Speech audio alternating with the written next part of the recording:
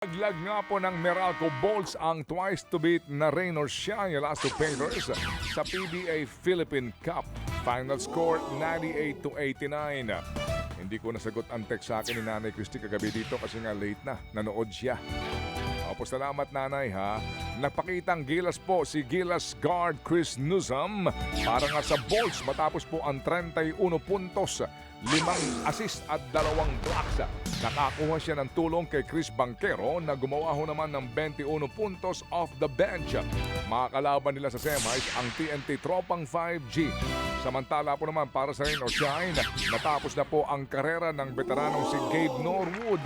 Huling conference ito ngayon ni Norwood. Opo, bago ho tuluyang lisanin ng PBA.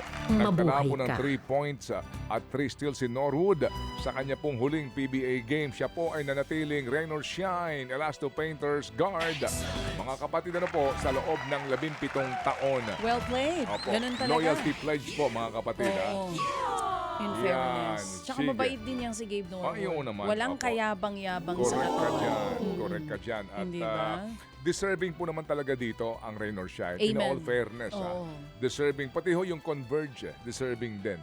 Dito po ngayon sa mga laro sa PBA, opo, deserving po naman din sila.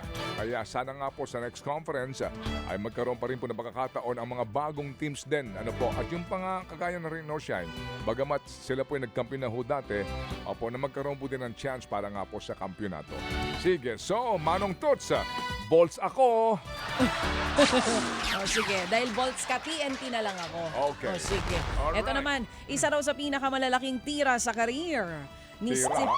Oo, Okay. tira daw eh. Oo Itong nga. sabi dito. Tama. Isa raw sa pinakamalalaking tira sa career ni Stephen Holt ang pampanalong 3-pointer niya kontra sa Converge Fiber Xers sa PBA Philippine Cup Quarterfinals. Ang giit po ni Holt, ginawa niya lang daw ang makakaya para may mapala sa ibinigay na sitwasyon sa kanya. Pinuri rin ni Holt ang teammates dahil ipinakita raw nila ang never say die spirit. Nanalo po sa overtime ang Gin Kings dahil sa tres ni Holt. Naray ko po, 99-98 ang sakit.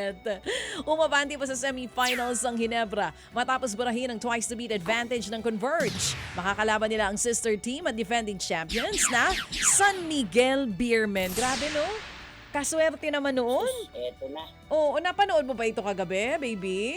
Ang swerte naman noon, 3-point. Pasok. Hindi, ano yan, yung Friday, nung ano yan? No, isang Sabado araw yan. o no Sabado last Saturday. 3 points na lang yung panagpanalo. Sakit. Oo. Lamang Sakit sa nga dyan Converge. kasi ang Converge ng 2. Tapos last 8 seconds, pasa ho mga kapatid nung kanilang gwardya na si Abarientos papunta po kay Stephen Holt. Opo, last second, pum, pang, pasok! Sakit, ano? Oo. Wala, ganun talaga. Yun, ang ano dyan, Higit. ang malupit dyan, lamang sila noong pong regulation period. Na-foul ni Stockton. Napakalaki. Itong si Gray. True. Na-foul niya sa 3 points area. Opo, at the remaining second, naibuslo naman ni Gray yung 3 free throws, kaya tumabla. O, doon nagsimula yan. Opo, and then nalamangan po ng Converge ang Ginebra sa buong 5 minutes po mga kapatid, pero nakahabol ang Ginebra sa bandang dulo. Oo. At yun nga po iyon. 2 na lang ang lamang. Ba? At yun. Pwede ka rin pala mag-announcer sa PBA. Gusto kita marinig minsan. Pag mag-racket ka nga doon.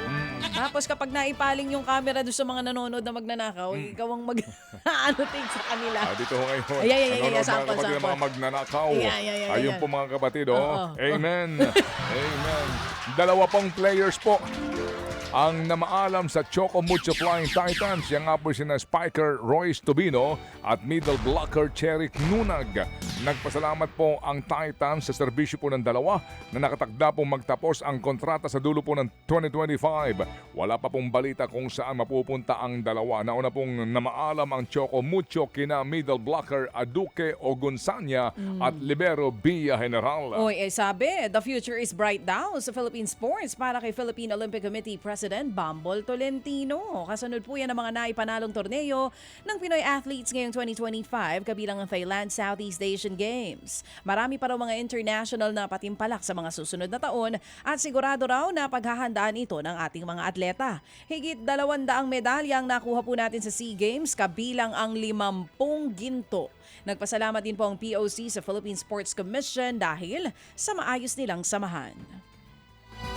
At sa NBA po naman, nagtala po ng bagong career high na 55 puntos, 55 points lang. Namamasa ba itong player na to? Opo, si Kawhi Leonard.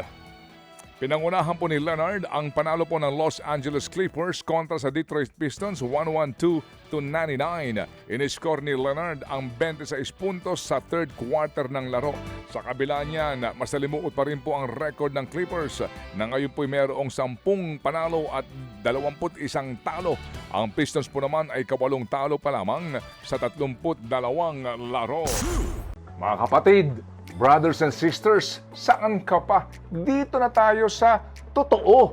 Dito na tayo sa True FM. Mga kapatid, mag-subscribe and follow po kayo sa social media accounts ng True Network PH. Yan po kami, hanapin nyo lang True Network PH, Facebook, Instagram, YouTube, TikTok, and podcast. Mapa Apple or Spotify man yan, mahahanap nyo kami. Lahat ng mga napapanood at napapakinggan nyo po sa programa, nasa social media accounts namin yan. So paano mga kapatid? See you sa social media!